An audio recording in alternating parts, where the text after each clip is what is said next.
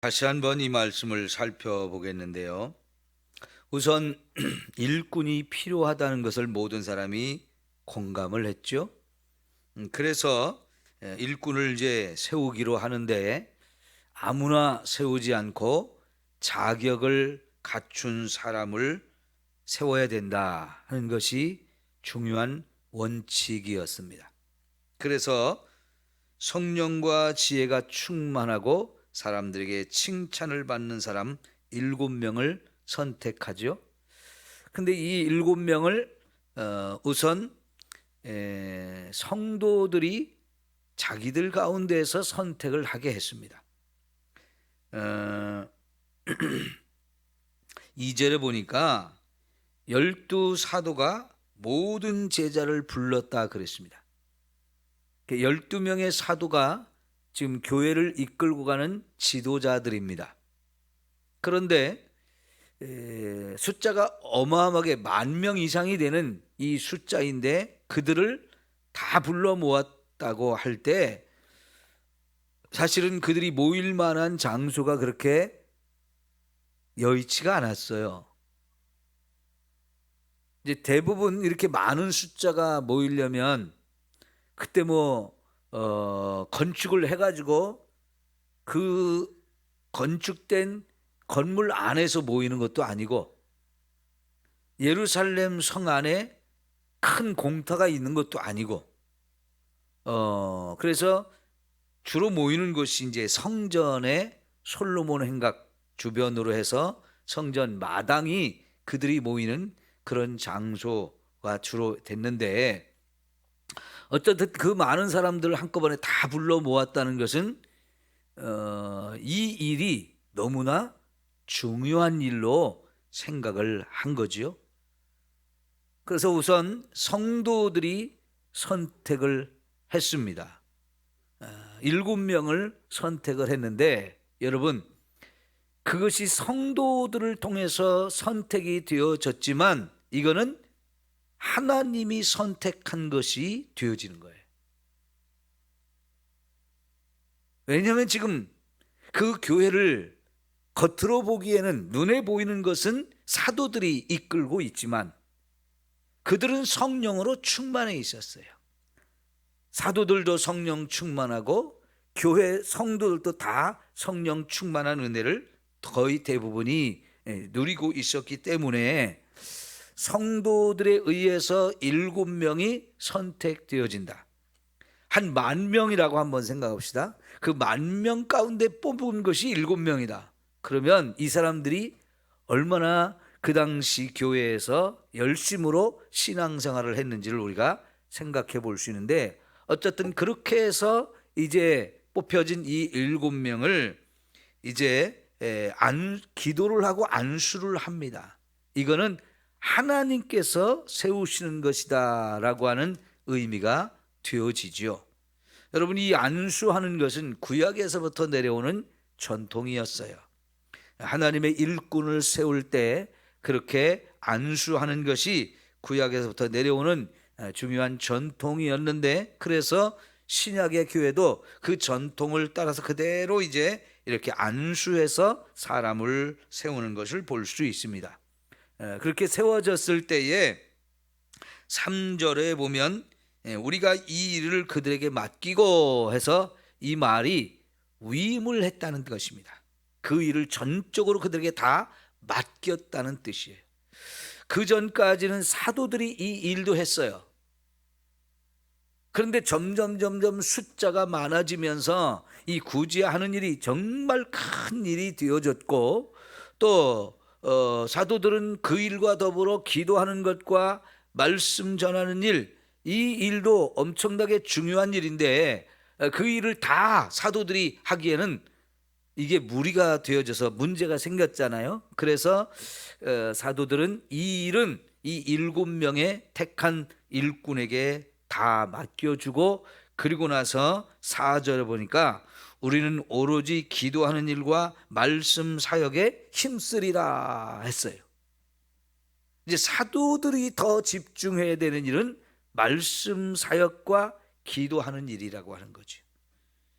그리고 사도들이 그 일에 집중하기 위해서는 이 구제라고 하는 일을 이 새로 뽑혀진 7명에게 딱 맡김으로 인해서 구제하는 일을 담당하는 사람, 말씀과 기도에 또 집중하는 사람, 이렇게 역할 분담이 되어진 거지요.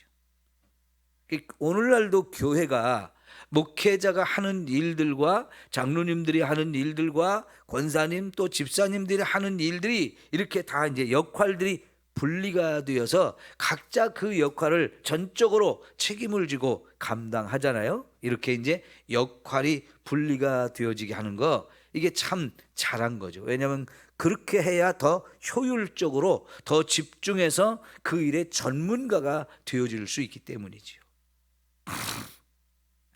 우리나라 사람들이 참 일을 잘하는 것 같아요.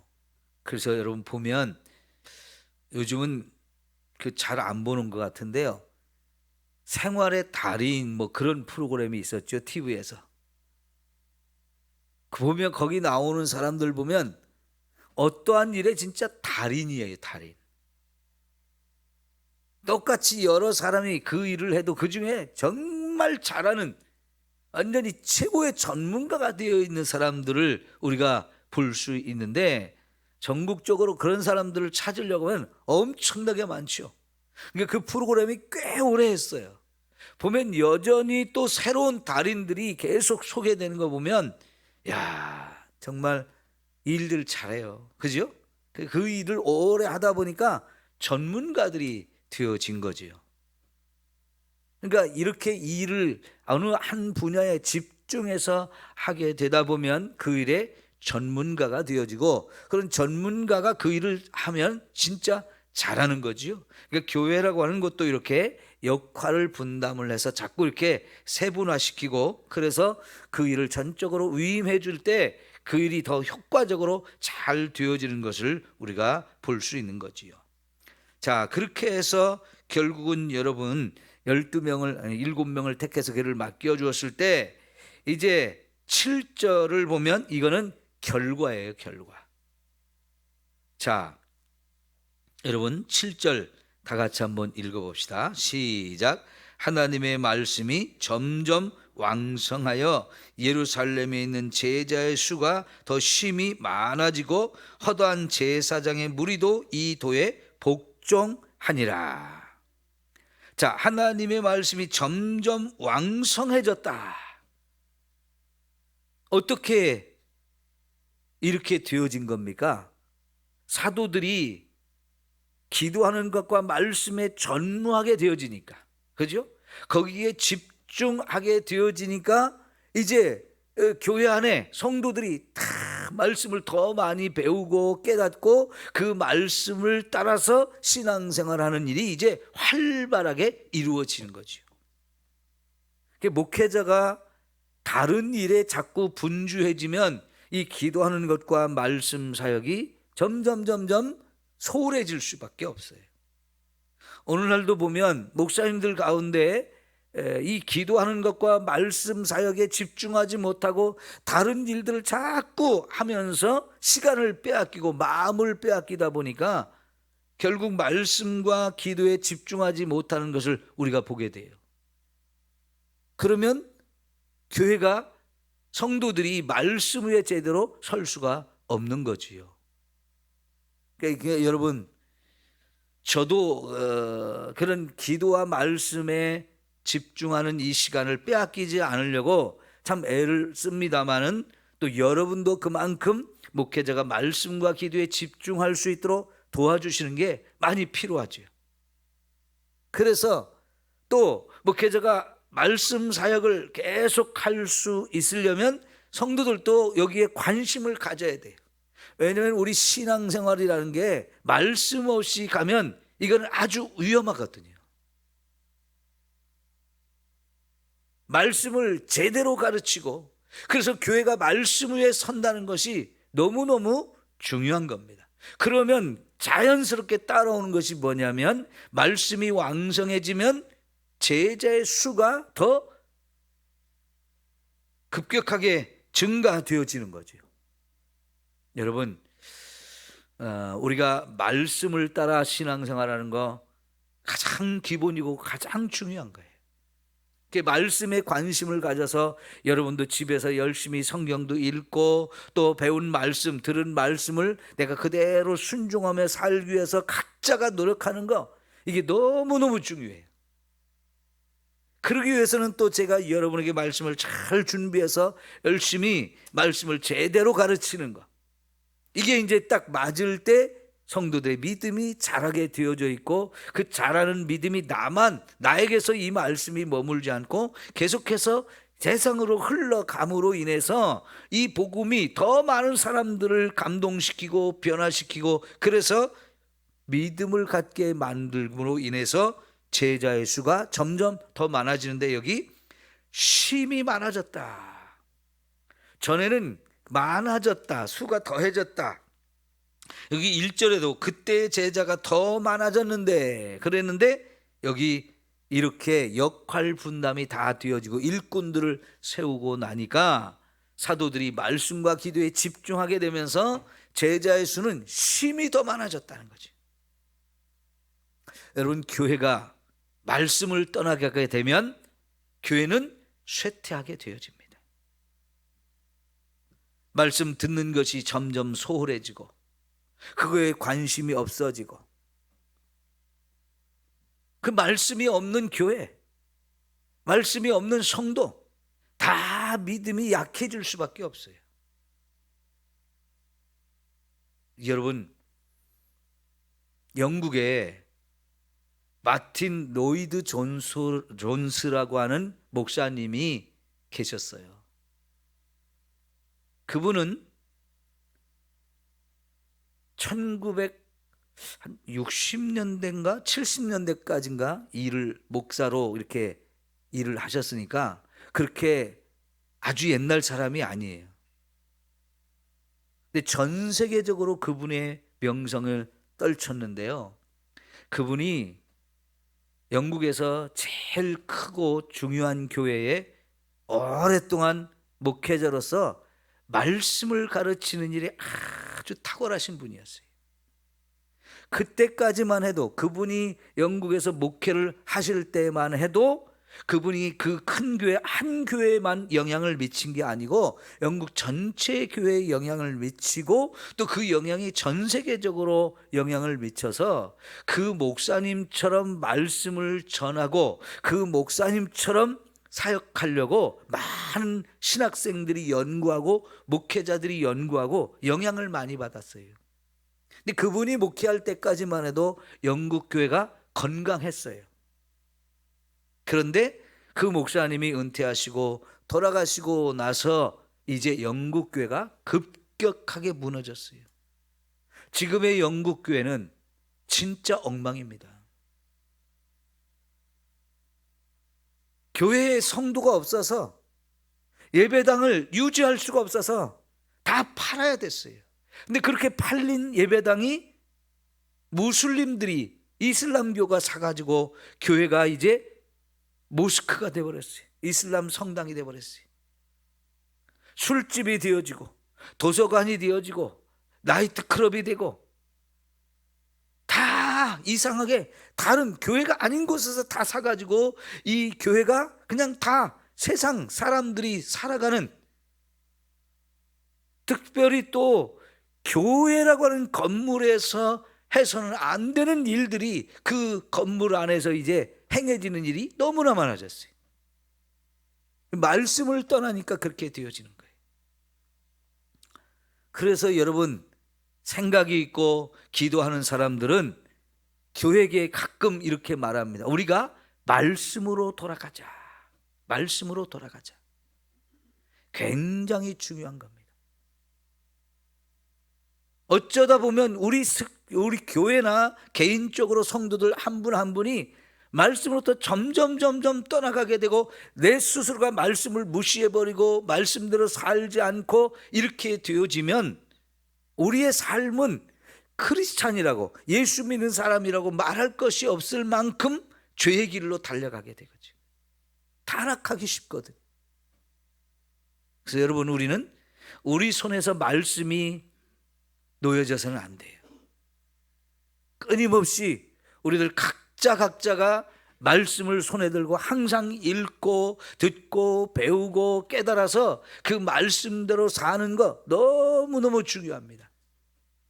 여러분, 출애굽기에서 10계명이 선포되어지고 그리고 그 10계명을 더 구체적으로 확대시켜서 율법이 계속 더 선포되어진 이후에 신명기의 말씀은 하나부터 열까지 말씀을 내가 너에게 주었는데 이 말씀대로 살아라, 말씀대로 살아라, 이걸 끊임없이 강조한 게 신명기예요.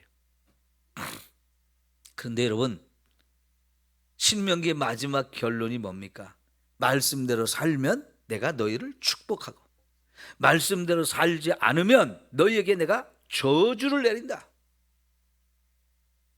그리고 나서 이제 신명기 이후의 삶을 보면 어떤 시대는 그 말씀대로 살려고 몸부림치는 사람들의 시대에는 하나님이 엄청나게 정말 축복한 것을 볼 수 있는데요, 시간이 지나면서 어느 시대에는 계속해서 말씀을 떠나가 버려요.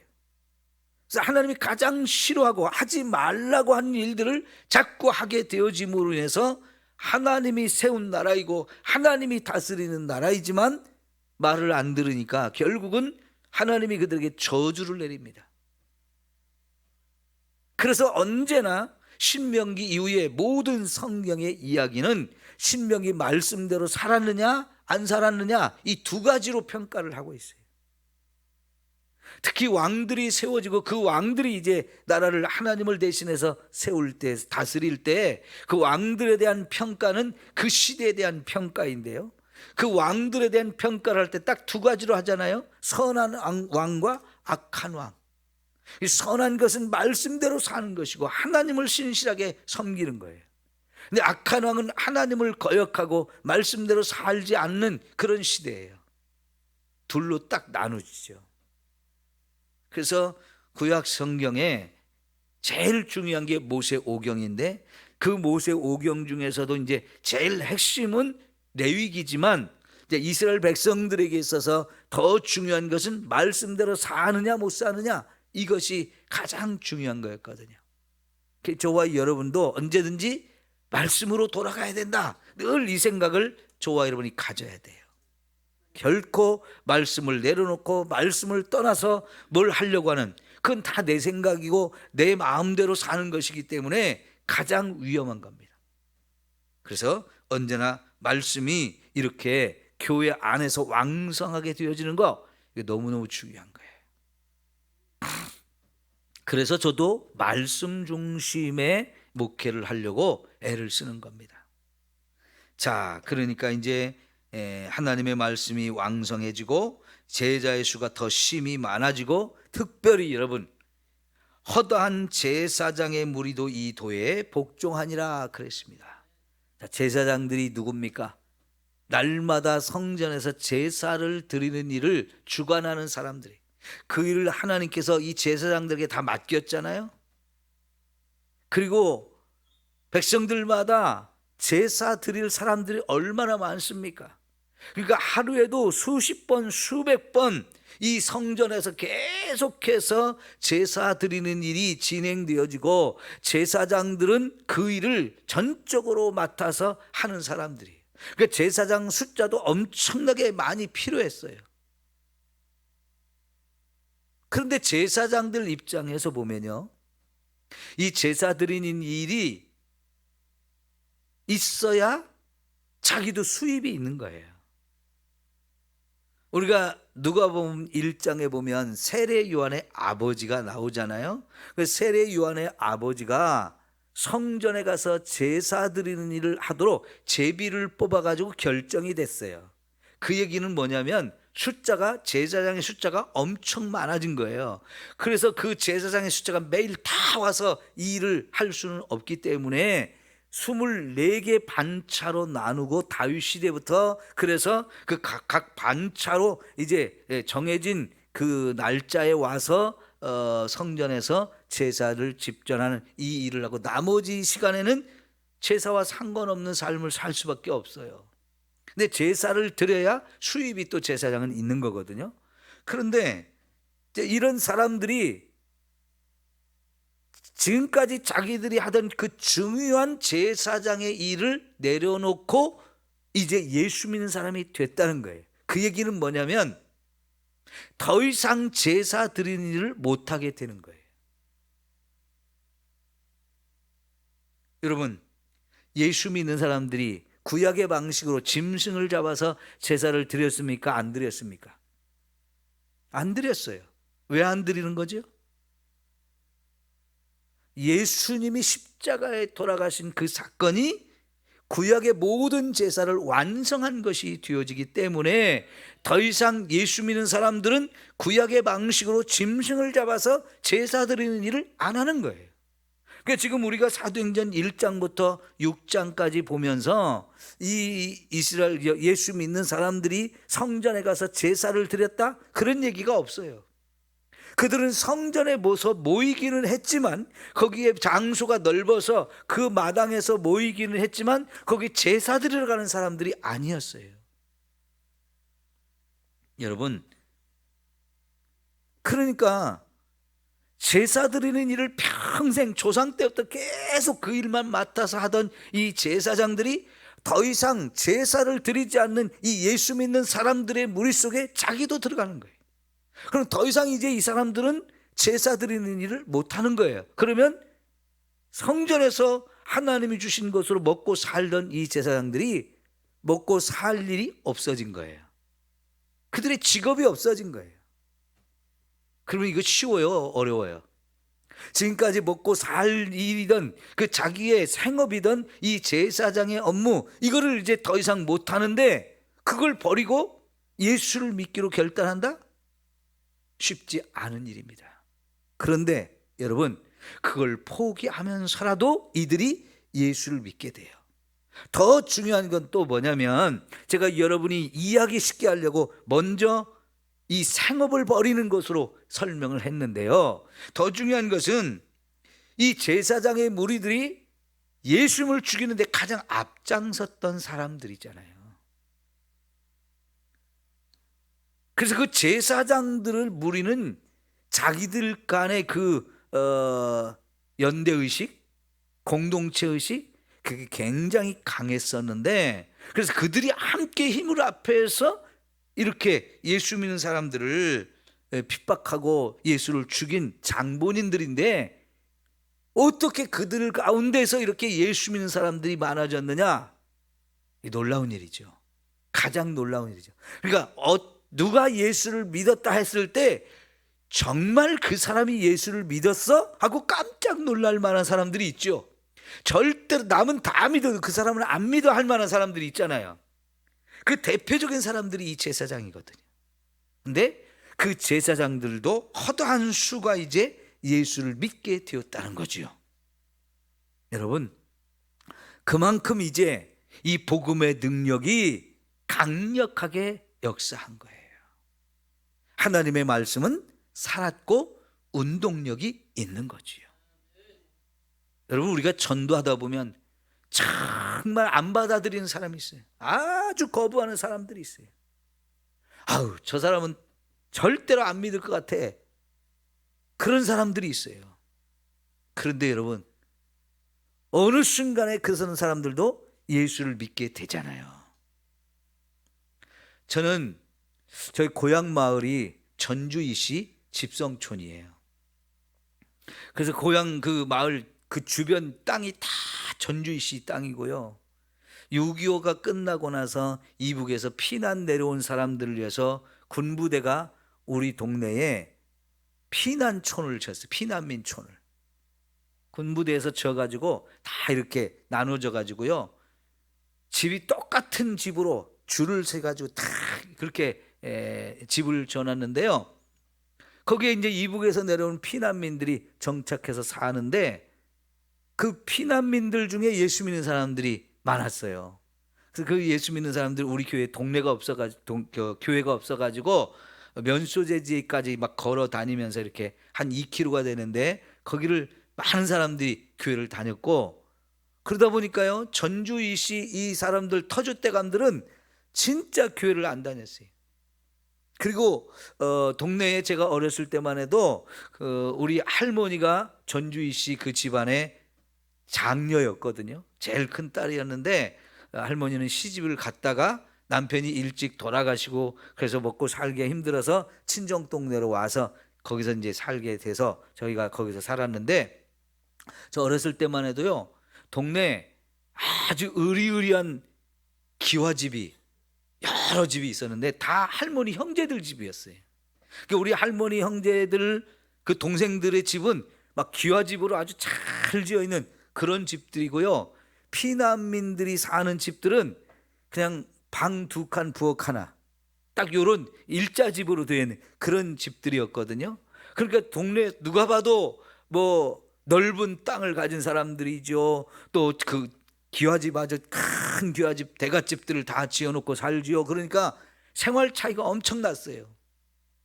그런데 시간이 지나다 보니까 전주 이씨 중에는 알코올 중독자가 계속 나오는 거예요. 근데 피난 온 사람들은 어떨까요?